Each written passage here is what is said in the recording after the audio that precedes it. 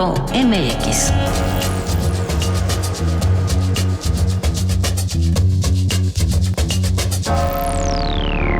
Radio UNAM, experiencia sonora.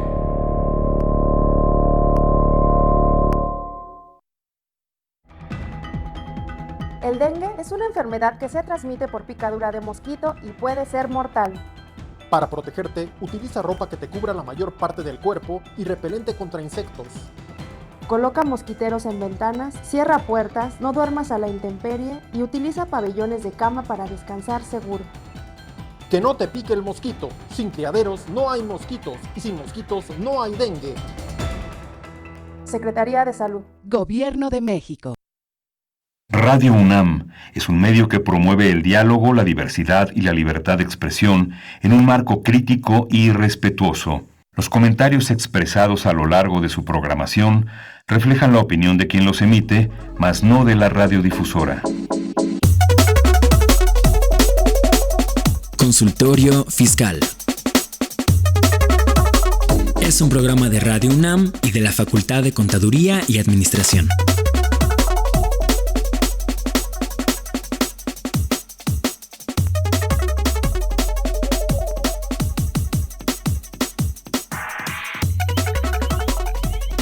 Consultorio Fiscal, los saludo a su amigo Salvador Rotera O'Banel. El día de hoy vamos a platicar de sucesiones y testamentos. Usted ya tiene su testamento, ya tiene pensado qué va a pasar el día que falte, que todos vamos para allá sin excepción.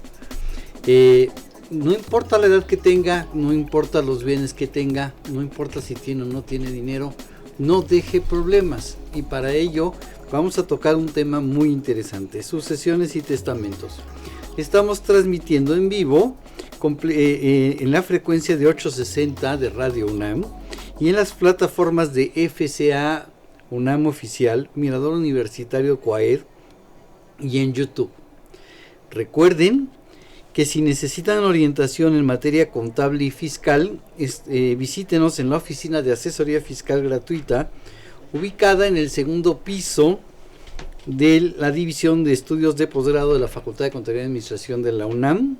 Y para ello, si requiere informes, el teléfono es el 55 55 50 79 98.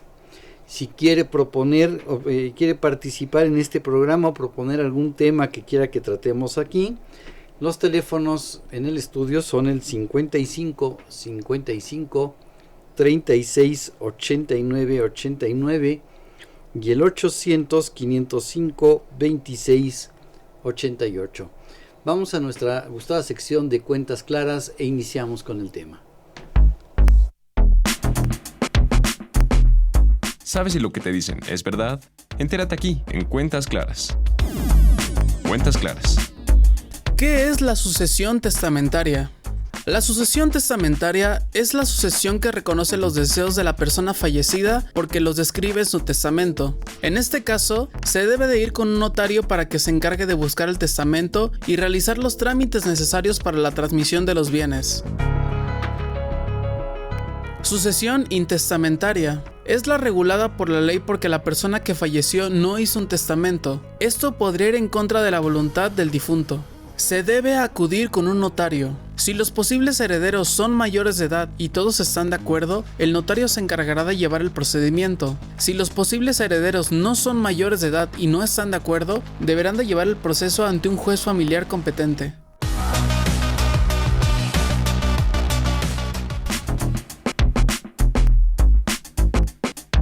Cuentas Claras.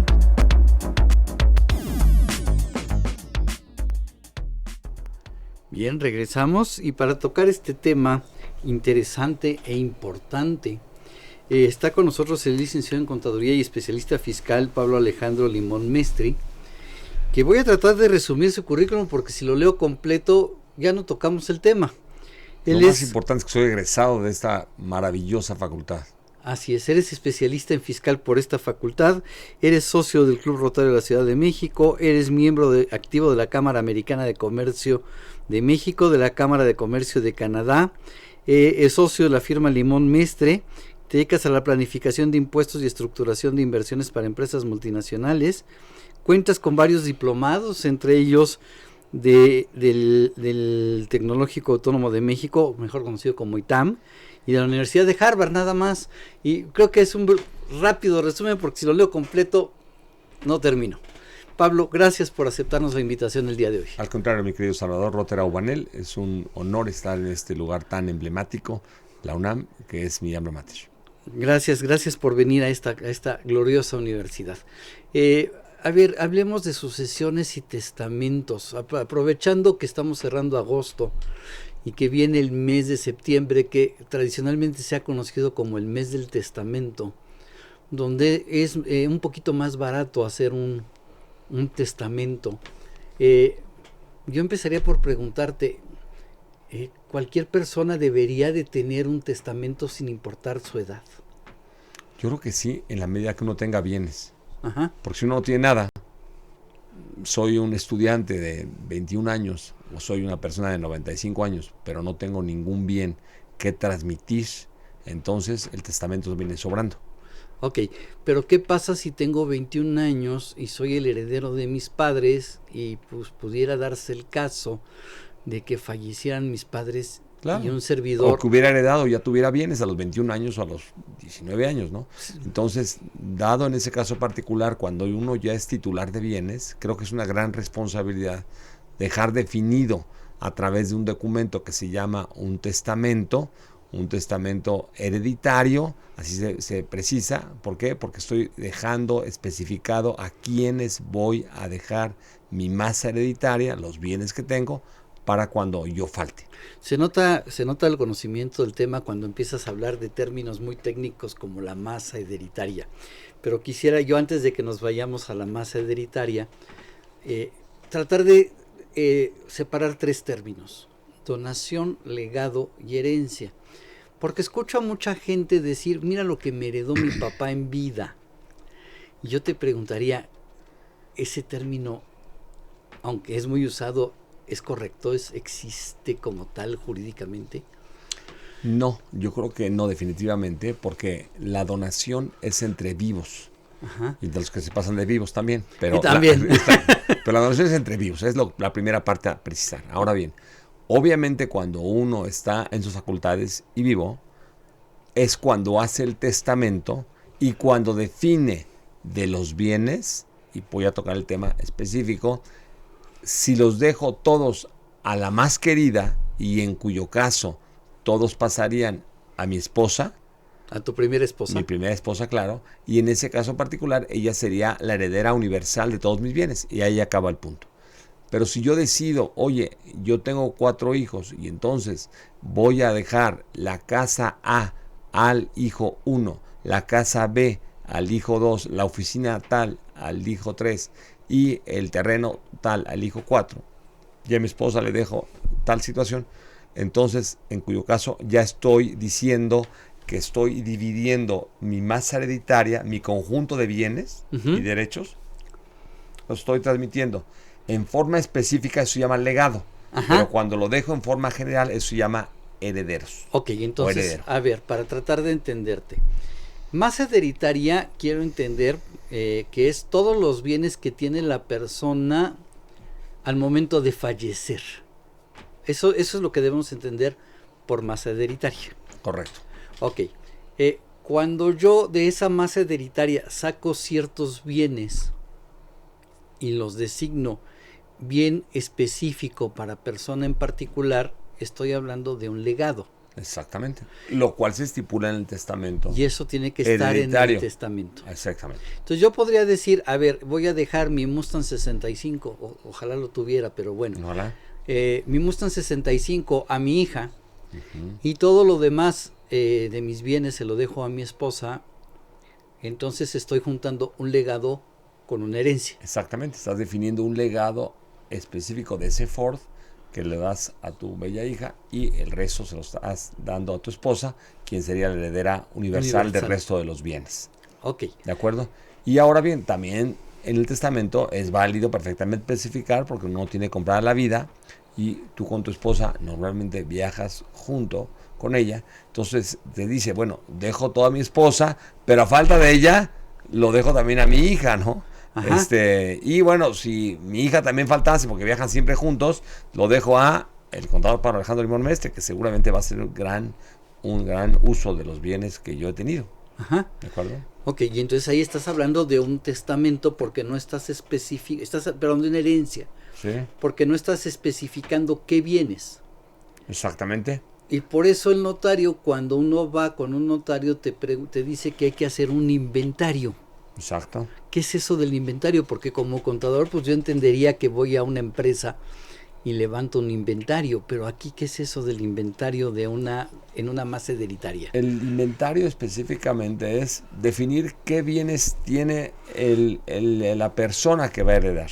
Entonces, los bienes que tiene, dices, yo tengo un terreno en Cuernavaca, tengo una casa en Olivar de los Padres y tengo una oficina del Valle. Entonces, son los bienes que se mencionan. En su caso, el testamento es un documento que puede ser revocable. Si bien hoy, 20 de agosto, hago un testamento, el día de mañana, en octubre, o el día de mañana mismo, el mismo agosto, puedo hacer un nuevo testamento. Y en octubre hacer un nuevo testamento, ¿no? Y así poder cambiarlo. Y entonces, ¿cómo van a saber mis deudos, cuando yo falte, cuál es el testamento que vale?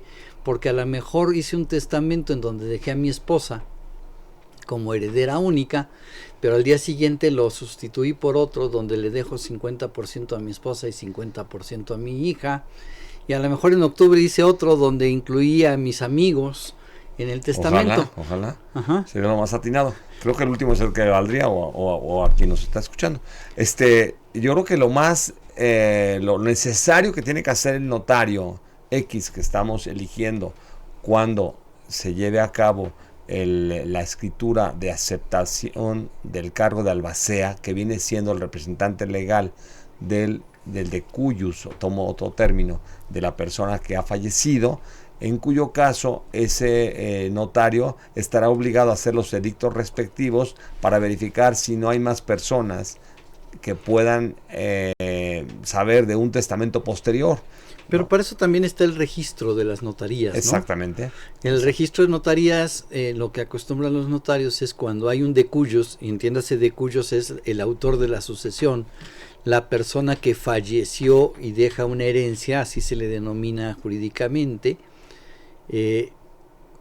voltea con el colegio de notarios, que el registro de notarías, y ahí le dicen, pues el último testamento que dejó Juanito Pérez cuando vivía fue el que hizo con el notario tal en tal fecha.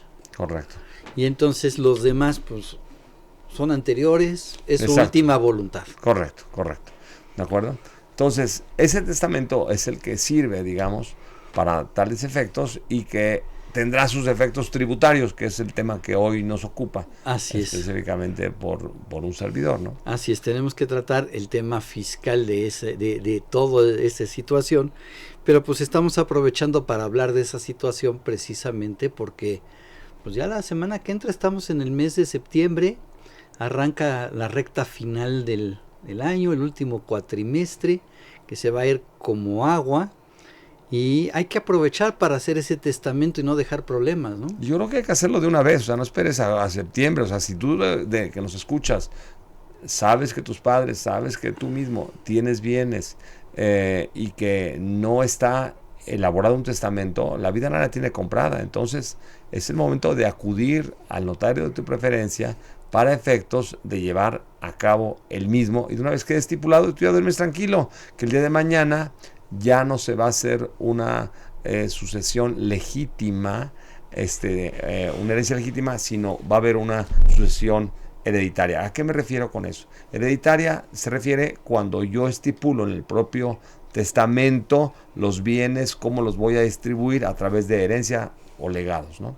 Ese es uno. Pero no existiendo esto, entonces no tuve testamento, no lo hice, entonces vendrá el juez a determinar cuáles serían los herederos que tendrían prelación, en este caso particular, en caso que yo faltase. Ok, es importante tener el testamento, sobre todo si tengo una vida donde he trabajado y he logrado algo, un bien, lo que sea. Y si no tengo bienes, pero ya mis padres me nombraron heredero de sus bienes, pues tengo que decidir qué va a pasar el día que yo falte, porque a lo mejor faltan mis padres y falto yo al mismo tiempo. Eso puede suceder, claro. Y bueno, si tomando nada más en tema puntual para sacar algún un tema chascarrillo, pero muy en serio, si no tienes bienes, pues es el momento de ahorita en vida hacer bienes, ¿verdad? Tienes que hacer el bien porque no puedes pasar este mundo nada más haciendo males y haciendo cosas inadecuadas. Entonces, claro, por favor, haz algo y procura cuidar la vida, que es el gran don que tenemos hoy en día. Que además, hoy sabemos que estamos aquí, el 28 de agosto, claro, a las 12:15, pero no sabemos si lleguemos a septiembre. Ninguno de los que estamos aquí. No, si llegamos el día de hoy en la noche. O llegamos hoy a mediodía mediodía a comer a la casa. No, eso no nadie tiene comprado. Entonces, importante, es una cosa muy seria lo que estamos tratando en este tema. Y por favor, hagan su testamento, también verifíquenlo, actualícenlo, ¿verdad? Porque luego sucede que están nada más unos bienes nombrados hace 15 años, pero ya esos bienes ya los vendí, ya los enajené, ya no existen, hoy tengo otros bienes y sería prudente hacer lo correcto, ¿no? Así es, fíjate que es bueno lo que estás diciendo, hay que voltear y revisar en estos días, si tengo testamento, ¿cómo está redactado ese testamento? Porque a lo mejor están especificados bienes que, como bien dices, pues ya no los tengo. Y a mí se me olvidó que en ese testamento había hecho un legado sobre ese bien que ya no existe. Ya no forma parte de mi patrimonio, entonces valdría la pena actualizarlo. Ahora, si no estoy dejando legado y estoy haciendo una herencia y nombrando a mi esposa y a mi hija como herederos 50-50, pude haber hecho un testamento, Pablo, quizá al momento que nació mi hija, ya por mi edad, pues nada más tengo una hija y ahí se quedó, pero yo no sabía en aquel momento, sí, pero en aquel momento yo no sabía si iba a tener 1 o 4 hijos, y pude haber hecho un testamento hace 30 años diciendo que dejaba todos mis bienes a mi esposa y a mis hijos. Ese testamento necesitaría yo actualizarlo o cambiarlo. No, realmente pues nada más sabemos en las redes sociales y en todos lados que además tienes una bella hija, contadora afortunadamente, y entonces no hay ningún problema sobre el... No importa que hable en plural de mis hijos, pues nada más hubo una hija, y entonces pues la mitad será para ella y la mitad será para mi esposa y se acabó. Exactamente, pero si me quieres adoptar, encantado conmigo. No tengo problemas. No tienes problemas, aunque seas unos meses más grande que yo. Ningún problema. Ningún problema. No, sin problemas, no te opones. No, exacto, sin problemas. Está bien. Y lo mismo digo, estamos en igualdad de condiciones. Claro, correcto. Está bien. Quisiera yo abordar mucho el día de hoy la parte fiscal, pero estoy tratando de poner un contexto, porque este mismo tema lo vamos a continuar el día de mañana, y el día de mañana vamos a poder profundizar un poquito más en televisión, en el programa en la Cuayet, respecto de puntos más acercados hacia los notarios. Una persona fallece. Tiene testamento, hay dos opciones, tiene o no tiene testamento, no hay de otra. ¿Hay alguna implicación fiscal distinta si hubiera testamento o no hubiera testamento? Sí, habría una implicación fiscal. La primera implicación que yo diría es, ¿esa persona que falleció está de alta en el registro de contribuyentes? Debería de estar dada de alta en el... No necesariamente. No debería. Necesariamente. Si tiene una cuenta bancaria, debería estar en una cuenta. No necesariamente, otra vez repetimos, si una persona fallece, no necesariamente está de alta en el registro de contribuyentes. Entonces, eso es el primer punto a precisar, ¿no? Un segundo punto es, si efectivamente hubo un testamento, en el testamento se nombra, y tocó el tema otra vez, el albacea. El albacea es el representante legal de esa sucesión. Sucesión viene del verbo suceder, que sucede con los bienes cuando uno fallece, cuando uno parte. Entonces, en ese testamento se mencionaron X bienes, o en general todos, y ese albacea tendría que acudir con ese testamento al notario público para efectos de aceptar el cargo de albacea. Es lo que tendría que hacer, ¿no? Qué buen punto acabas de mencionar. El albacea, yo puedo nombrar a quien sea, voy a hacer mi testamento. Y pues me llego con el notario. Sí, me puede nombrar a mí. Y me dice que que tengo que nombrar un albacea y no tengo idea de qué es el albacea. Y no tengo idea de a quién nombrar. Y luego si ese nombramiento del albacea, pues tengo que preguntarle a la persona si lo quiere aceptar desde ahorita que estoy haciendo el testamento, o esa aceptación se tendrá que dar después de que yo fallezca. Claro.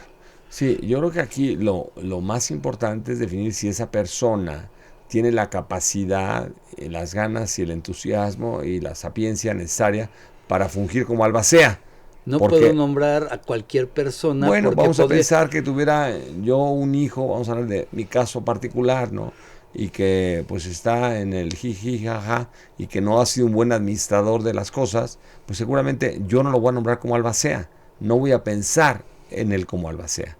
Pero sí voy a pensar en un sobrino que tal vez es abogado, que es contador, en un amigo, José Antonio, en donde lo quiero yo nombrar a él como albacea porque sé que es una persona decente, correcta, proba, no va a tener necesidad de hacer algo inadecuado. Entonces lo puedo nombrar a él con el cargo de albacea, ¿no? No necesariamente tiene que ser un familiar.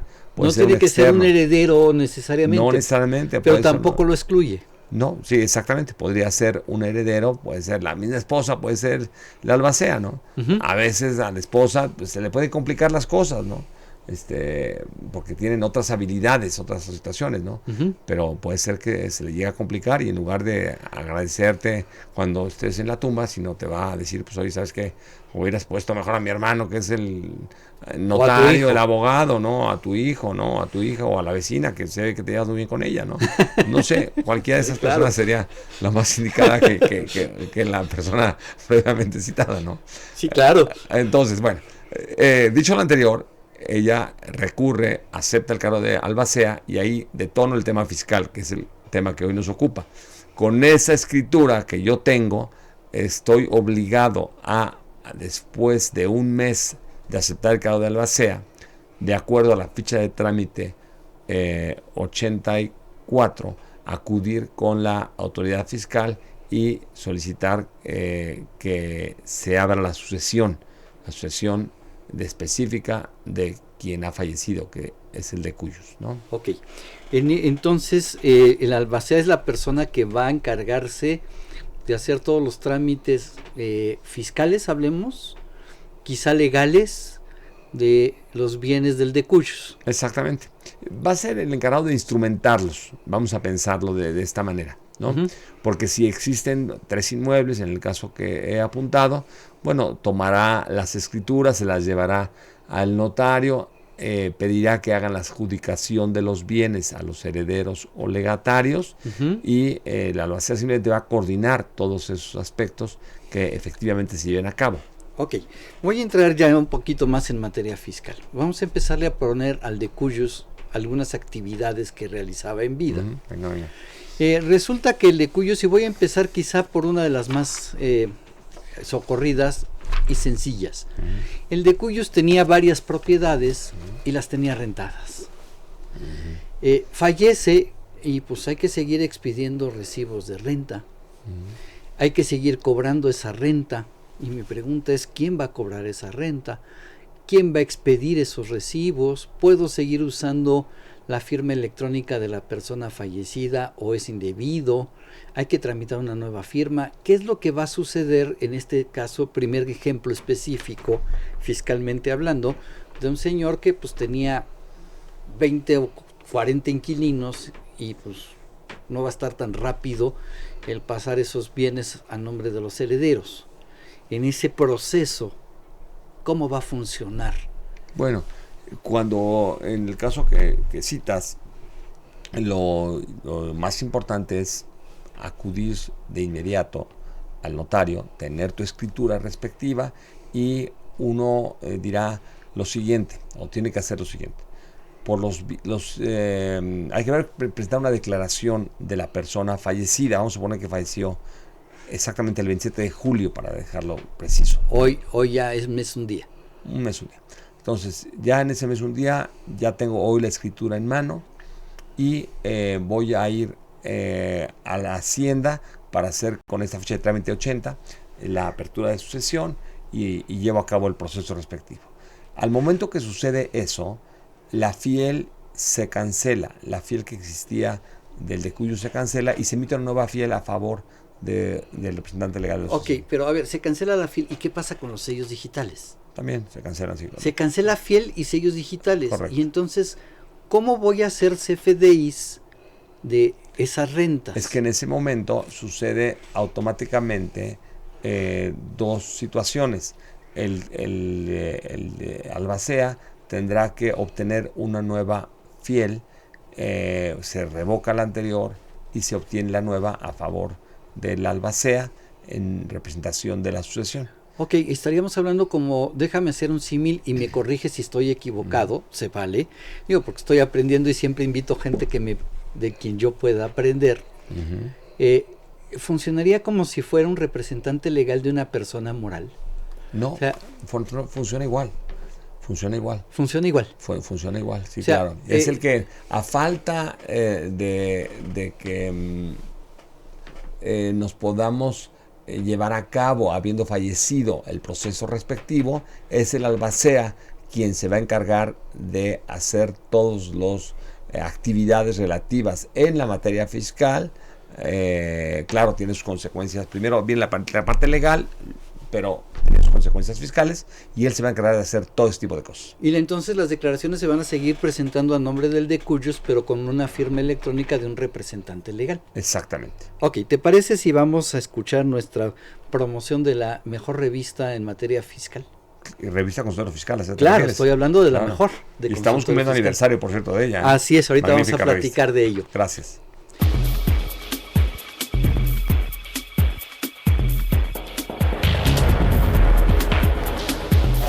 En su edición 840, correspondiente a la segunda quincena de agosto de 2024, Consultorio Fiscal, como siempre, presenta interesantes artículos de corte fiscal, jurídico, laboral, contable financiero y de prevención de lavado de dinero. Por la relevancia del tema, en primera instancia, Arturo Morales Armenta nos informa de todos los detalles respecto a los novedosos lineamientos para la operación del buzón IMSS, dados a conocer por este instituto el pasado 5 de agosto. Mientras que Vicente Velázquez Meléndez nos habla de la nueva ley sobre la trata de personas y protección a las víctimas de delitos laborales y su relación con las empresas, obligaciones patronales y el impuesto sobre nóminas. Además, encontraremos un interesante artículo de Ramsés Pérez Palacios sobre la ventanilla única de comercio exterior mexicano, su fundamentación, beneficios, registro e importancia. Del mismo modo, podremos consultar muchos otros artículos con temas como la estructura de las normas de información financiera, la problemática en México del impuesto sobre hospedaje de corta duración por plataformas tecnológicas, en específico en el caso de Airbnb, la suite fiscal y los actos de dominio y el procedimiento administrativo de ejecución, la notificación en buzón tributario y resolución del Tribunal Federal de Justicia Administrativa al respecto, la actualización del Sistema Único de Autodeterminación, la emisión del CFDI con complemento Carta Aporte versión 3.1, el Sistema Electrónico de Recepción de Solicitudes de Servicios, o CERSE, dado a conocer por Prodecon, la ya clásica Fiscorrima, y como cada quincena, las principales disposiciones del Diario Oficial de la Federación. Todo esto en el número 840 de Consultorio Fiscal. Suscripciones a través de la tienda electrónica publishing.fca.unam.mx o en la revista electrónica consultoriofiscal.unam.mx.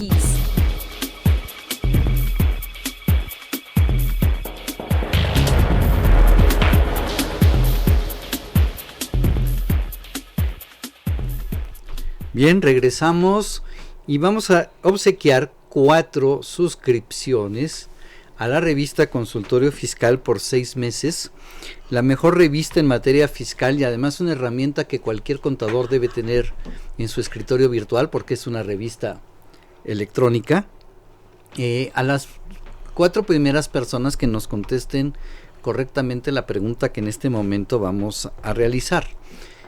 Van a ser 2 para llamadas telefónicas y 2 para las redes.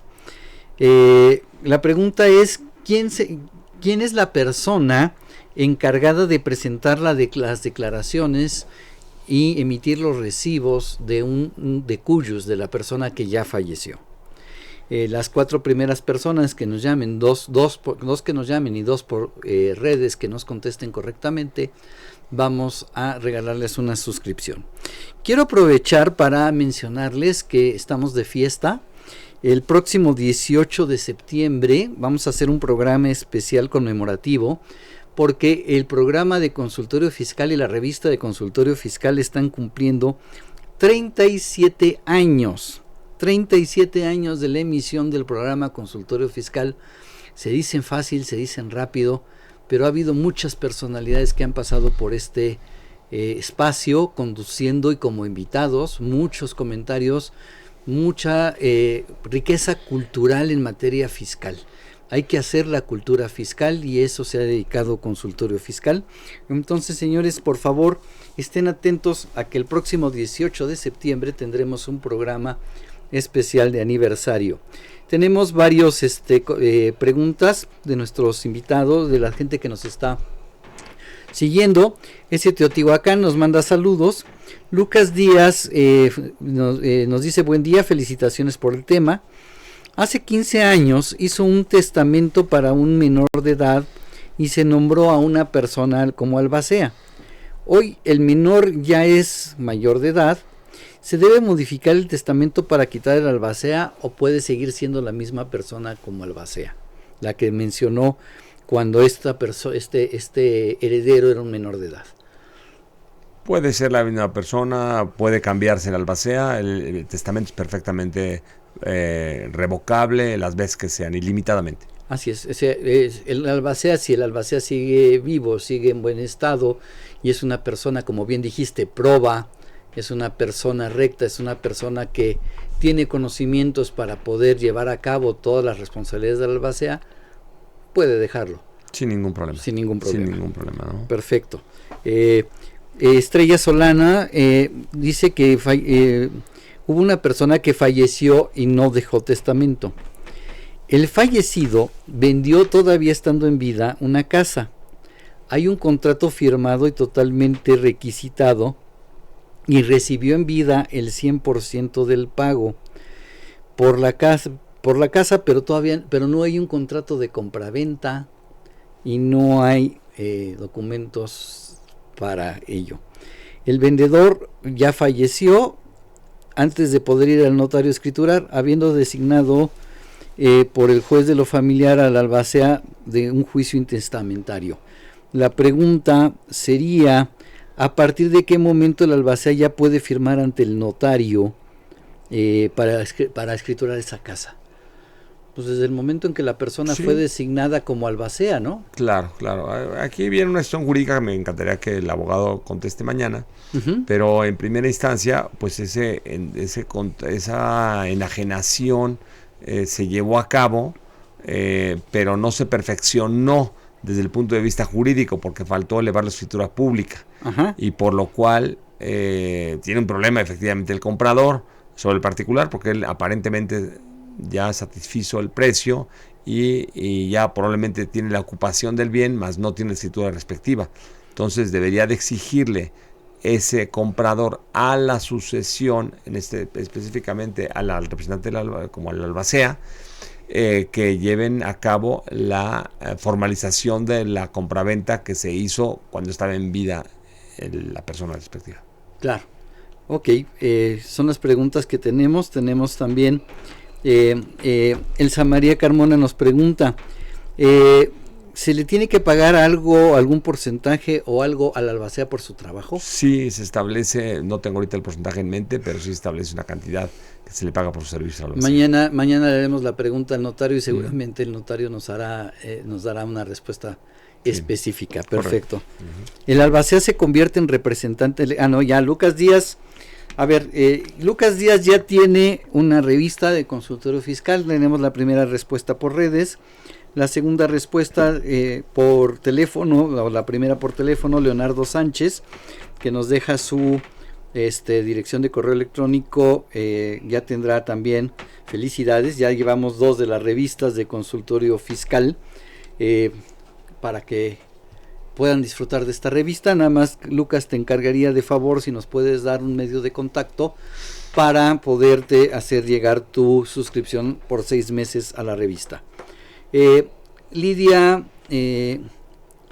Santa María de Coyoacán dice que hizo su testamento en 2004.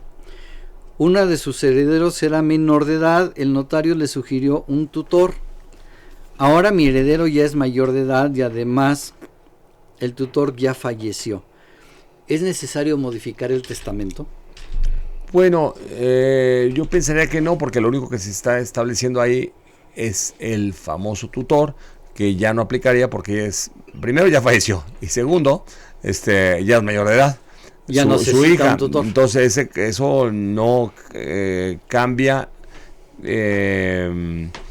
Es decir, ya no son necesarias las atribuciones jurídicas de esa situación, pero lo que es importante precisar es que si en ese testamento que ella hizo, los bienes como ella los había distribuido, si hubo algún cambio, en tu caso, Lidia, tendrás que hacer pues un testamento adicional. Si no hay cambio de la distribución de los bienes, no tienes que hacer nada. No, ya ese menor de edad ya se convirtió en mayor de edad, ya no requiere un tutor, está nombrado. Ya falleció aparte. Además ya falleció. Aquí lo importante sería el albacea. Correcto. Saber quién es el albacea, que el albacea esté vivo, y si Lidia quiere que esa persona modificar la distribución de sus bienes, eso es todo. O cambiar al albacea. Correcto, puede ser. Pati S. San, gracias por el saludo. Elizabeth Arisbe, ya tienes también revista, ya llevamos 3, nos falta una por vía telefónica, entonces les encargo por favor a Elizabeth y a Lucas Díaz que nos hagan llegar su dirección de correo electrónico, un medio de contacto para poderles proporcionar la suscripción a la revista. Bien, hablábamos del caso de la persona que tiene muchas propiedades y las está rentando. Exacto. Ya me dijiste que esa persona, el albacea, va a tener que ir ante la autoridad, presentar un aviso de inicio de sucesión. En ese aviso de sucesión van a revocarle al de cuyos su firma electrónica y su sello digital. Exactamente. Y le van a pedir, ¿qué pasa si ese albacea fue nombrado Pablo Alejandro Limón Mestre y Pablo ya tiene una firma de él? Es que va a ser una firma vinculada con esta sucesión. Ah, ok, no va a ser la firma de Pablo Limón. Exactamente, no. Va a ser una nueva firma como sería una sociedad, como la de una sociedad mercantil. Exactamente. Una firma vinculada a la sucesión, específicamente de la cual estamos platicando. Y después de esa firma voy a generar un sello digital específicamente 72 horas te lo proporciona el SAT.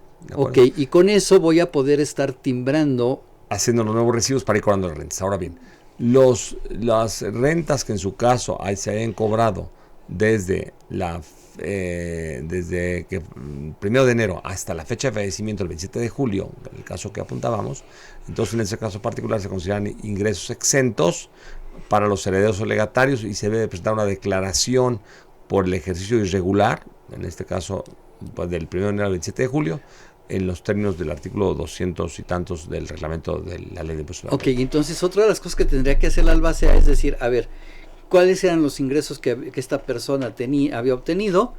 Presento la declaración anual y se acabó. Exactamente, pero eso es por los ingresos que se hubieran percibido. Antes de la fecha de fallecimiento de la persona. A la fecha de fallecimiento. Sí, o sea, otra vez, por eso quise precisar las fechas, para que anoten los que nos escuchan. Estamos poniendo el ejemplo. Falleció el 27 de julio y hoy es 28 de agosto. Ajá. Ya tengo la escritura, ya me dieron el nombramiento de albacea, ya tengo la escritura respectiva, ya fui a Hacienda, ponle la ficha 90 y ya realicé el trámite y perfecto.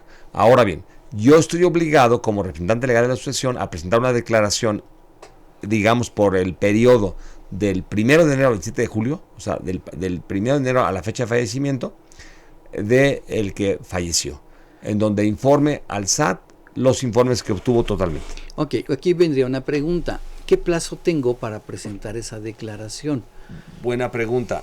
Habla de 90 días. 90 días, no es con los 4 meses como sería normalmente un ejercicio en abril. Exactamente. Son 90 días a partir de la fecha de fallecimiento. Correcto. O sea, 27 de agosto, septiembre, el 27 de octubre estaría venciendo el plazo para que el albacea presente la declaración anual de esa persona. Perfecto. Anual no, o sea, del periodo de que arrancó. Ok, es un formato de declaración anual, pero no es un periodo de un año, es un ejercicio irregular. Correcto. Qué buena puntualización hiciste, porque sí, utilizas el formato de declaración anual, pero no es una declaración de un año. No es una declaración anual. Es una declaración de un periodo irregular. Exactamente. Perfecto. Lo mismo sucede con cuando liquidamos una sociedad, pero no es el tema. Claro, pero ok, ¿y qué pasa lo que haya obtenido esa persona, el de cuyos, las rentas que se cobren después del día que él falleció? Después del día que se hubieran devengado, pero no se hubiesen cobrado, se hubieran devengado, o sea, tengo rentas de mayo, de junio, de julio, de enero, de febrero, de hace 14 años que no se hubieran cobrado y se empiecen a cobrar ya ahorita.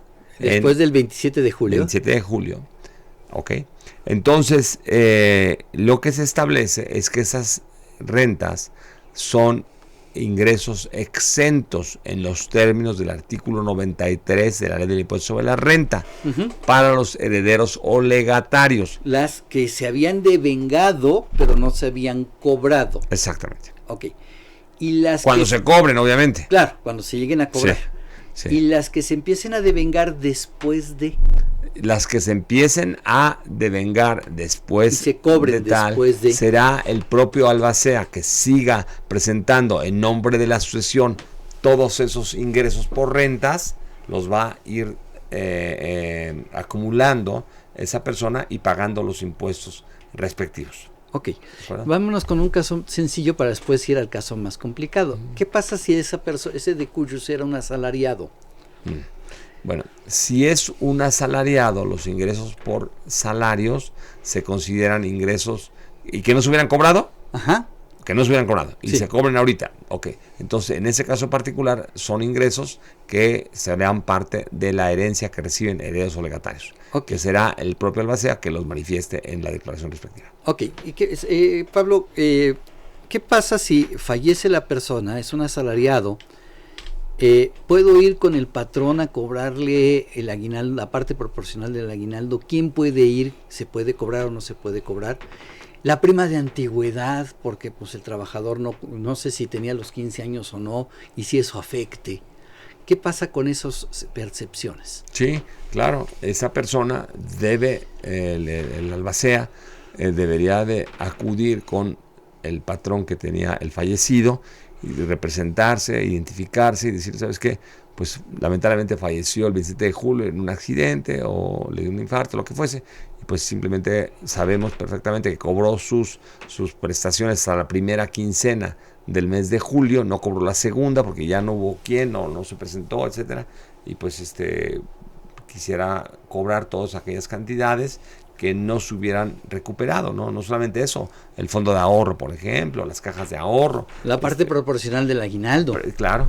Y la prima de antigüedad también tendrá que pagarse sin importar el número de años que el trabajador tenía. Las vacaciones que en su caso se hubieran devengado y que no se hubieran pagado, la prima vacacional respectiva, o sea, habría que todas las prestaciones laborales pues recuperarlas. Okay, pero de esos conceptos el patrón me va a tener le va a retener impuestos al albacea al entregárselos. Son sueldos que el trabajador generó del 16 de julio al 26 de julio, o quizás hasta el 27 porque falleció después de salir de trabajar, el aguinaldo, la prima vacacional, la PTU. ¿Qué va a pasar con todas estas percepciones? Todas aquellas percepciones que se hubieran devengado y que se hubieran obtenido después de la muerte, que fue el 27 de julio, están obligados sí a declararse, pero no se considera un ingreso gravado, es un ingreso exento en los términos del artículo 93, fracción 22ª. porque es ingresos por una sucesión, ya no los está obteniendo la persona que trabajó, sino los herederos. Exactamente. Es una herencia. Exactamente. Devengados no pagados, que se obtengan después de que y ahí ya no se va a generar un ingreso posterior porque el tradicional ya no trabaja. Es correcto. Ok. Y creo que el caso más complicado podría ser, ¿qué pasa si el señor tenía un negocio, una industria, un comercio, y estaba registrado él como persona física con actividad empresarial, y además tiene empleados? Ya. Sí.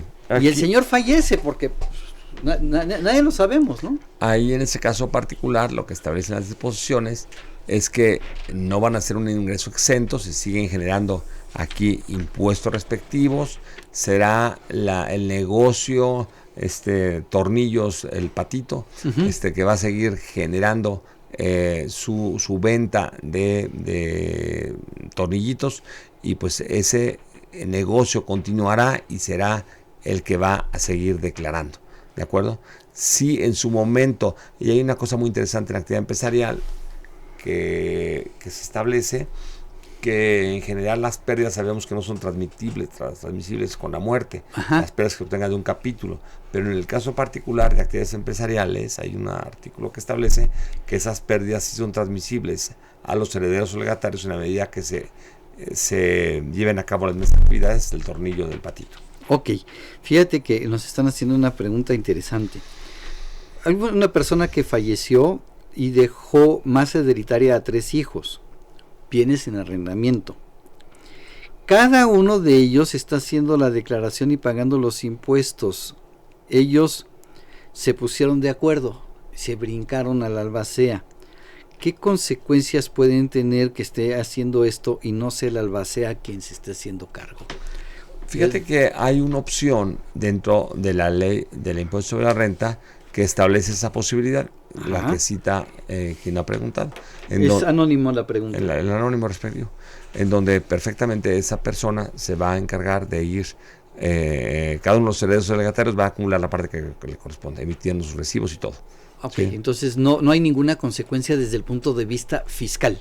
No. Ahora, me atrevo a decir, no sé, por la pregunta del anónimo, que probablemente y seguramente los bienes no se han adjudicado todavía a favor de los herederos o legatarios, porque si hubieran adjudicado, pues la pregunta vale sobrando. Sí, claro. Está sobrando. A ver, déjame traducir esto un poquito porque tenemos mucha gente que nos escuche que no son doctos en la materia. El adjudicar, tú dices, es fallece Juan Pérez, y Juan Pérez todavía los bienes, que eso desgraciadamente sucede mucho en este país, Juan Pérez tiene 10 años de que falleció y todavía no han hecho el cambio de propietario para decir el edificio A es del hijo 1, el edificio B del hijo 2 y el edificio C del hijo 3. Y entonces todavía los bienes están a nombre del papá. Eso significa que no han sido adjudicados. Es correcto. Ok, y adjudicados es cuando, pues a lo mejor después de la sucesión, quedan, como lo acabo de decir, pero ya quedan, se hace la traslación de dominio, se paga el impuesto por traslación de dominio y quedan esos edificios a nombre de cada uno de los hijos. ¿A eso te refieres que ya en ese caso la pregunta saldría sobrando? Claro. O sea, adjudicar, dicho en otras palabras, lo dijiste perfectísimo, mucho mejor que un servidor, es que ya tenga la escritura el heredero legatario a favor de él o a favor de los 3 porque son copropietarios de la mismo inmueble. Y cada uno de ellos está haciendo su declaración de la parte que les corresponde de los ingresos. Y cuando eres copropietario, también la ley del impuesto sobre la renta establece la posibilidad de que cada uno de los mismos, no la posibilidad, la obligación, ahí es obligación, cada heredero o cada copropietario arrendador tiene que declarar sus ingresos respectivos. Claro, cada uno de ellos va a hacer, no así en la sucesión, mientras no se hayan adjudicado. Pero hay la opción. Hay la opción. Como dije, claro. Será el representante legal de la sucesión quien paga el impuesto, presenta las declaraciones. Pero los herederos o legatarios tienen la posibilidad de hacerlo en forma propia. E incluso hay otra opción en el reglamento del impuesto sobre la renta que da la posibilidad de que, habiéndose concluido la la sucesión, los herederos o legatarios pueden presentar declaraciones complementarias de los 5 años anteriores, acumulando los ingresos relativos y los impuestos acreditables respectivos de la parte que les correspondió de acuerdo a la herencia o legado. Y eso pues sería una práctica muy sana, ¿no? Poderlo hacer, porque podría estar generándome probablemente una corrección de mis impuestos a favor o al cargo. Probablemente. No lo sabemos, todo depende de cada situación. Exactamente. Ok. ¿Y qué pasa con los empleados de esa persona que falleció del tornillo, no sé cómo lo llamaste? El tornillo del patito. Tornillo del patito. Sí, bueno, los empleados seguirán con sus actividades del patrón respectivo, ¿no? Uh-huh. Y pues ya no se presentó el patrón porque ya lamentablemente el 27 de julio dejó de existir, ¿no? Entonces ellos seguirán teniendo a ese patrón, digamos, que todavía que ya no se presenta, pero que de alguna manera les corresponden los derechos y los bienes de ese negocio en marcha, y será el albacea quien deba de apersonarse el día 28 de julio y decir: señores, no se preocupen, lamentablemente falleció Pablito, pero yo me voy a responsabilizar de todo y yo soy el albacea. Lo que pasa es que fui nombrado por testamento, pero no he aceptado el cargo, y pues el 28 de agosto debe regresar. Y regresé el 28 de agosto, y entonces pues tendría que hacer los... ¿Y qué pasa en el Inter con el seguro social, con el pago de la nómina? No, pues seguirá cobrando el seguro social. Chao, no, él no va. El impuesto sobre nóminas y los impuestos federales se van a tener que seguir causando. Se siguen causando. Entonces tendrá que aceptar el albacea el cargo lo más rápido posible para evitar el pago de sanciones o recargos. Totalmente de acuerdo, sí. ¿No? Y bueno, y ahorita tomo un tema de lo que sacaste a colación. Es muy frecuente que en la materia sucesoria, desde el punto de vista fiscal y legal también, pues se olviden las cosas, no se hagan. O sea, muchas personas han fallecido hace 2, 3, 4, 5, 10, 40 años, ¿sí? Y nunca se dan de baja en el registro de contribuyentes. O sea, tú como interesado puedes acudir, como hijo, como nieto, como bisnieto, puedes acudir al registro de contribuyentes con el acta de defunción y dar de baja el RFC de tu abuelo, de quien corresponde. No se da de manera automática. No se da de manera automática, no. Y entonces la autoridad podría estar, porque mucha gente a veces se ríe y dice: pues si ya murió la persona, ¿qué voy a hacer con esto? Y le siguen llegando requerimientos, y el buzón tributario sigue. Yo creo que es importante apersonarse con la autoridad fiscal, y nada más volvemos a la tesis inicial, es decir, cuando hablamos de sucesión es que hubo bienes, deudas también por parte del decuyus, del fallecido, ¿sí? Cuando no hay sucesión, falleció mi papá hace 20 años, pero nunca lo di de baja en el SAT. Entonces, en este caso particular, fue el que apunté en un segundo. Simplemente te presentas tú como interesado, eres el hijo, el nieto, lo que fuese, y pues das de baja ante el registro de contribuyentes. Ok, fíjate que muchas veces cuando la persona fallece y te presentas a querer cancelar el registro federal de contribuyentes, las autoridades te dicen que primero se tiene que iniciar el proceso de sucesión, pero pues resulta que la persona no tenía bienes. Hay que aclarárselo en forma precisa a la autoridad fiscal, y también importante lo que has citado, porque toda sucesión que se abre también tiene que cerrarse. Entonces a veces se adjudica el bien número 3, ¿verdad? Pero no se anotó por parte del notario, a petición nuestra, de que con eso se da por cancelada la sucesión de Pablito, y por lo cual pues debería ya con ese documento presentarse con la ficha 84 para darle baja la sucesión. Ok, entonces es el inicio y el cierre de la sucesión. Correcto. Pero si la persona no tiene bienes, no tengo por qué esperar a la sucesión. No. Ahora, ¿qué pasa si esa persona tiene adeudos con el fisco al momento de fallecer? Uh-huh. Déjame inventar, fallece Juanito Pérez, y Juanito Pérez pues tiene declaraciones de 3 o 4 meses pendientes de presentar. Y llego y me presento ante la autoridad, no soy el albacea, no dejó testamento, y le digo: ¿sabes qué? Se murió Juanito Pérez, quiero pues dar de baja su registro federal de contribuyentes. Y la autoridad me va a decir: pues ¿qué crees que tienes? Esta persona tiene declaraciones pendientes de presentar. ¿Qué va a suceder en ese momento? Lo más seguro es que la autoridad fiscal conceda la razón al contribuyente o al que se presentó al familiar, le diga, ¿sabes qué? Ok, no hubo bienes, pues vamos a proceder a cancelarlo internamente. Lo mandará a cuentas incobrables del propio SAT, ¿no? Ajá. Pero eso sería lo correcto, ¿no? Sí, de claro. haber una sucesión abierta, el SAT perfectamente puede exigirle a la sucesión el pago de los créditos fiscales que no se hubieran satisfecho. Fíjate que la pregunta, la respuesta me la diste casi como la quería yo, porque quería bueno. yo tomar esa parte. A ver, fallece una persona y nombra a los herederos.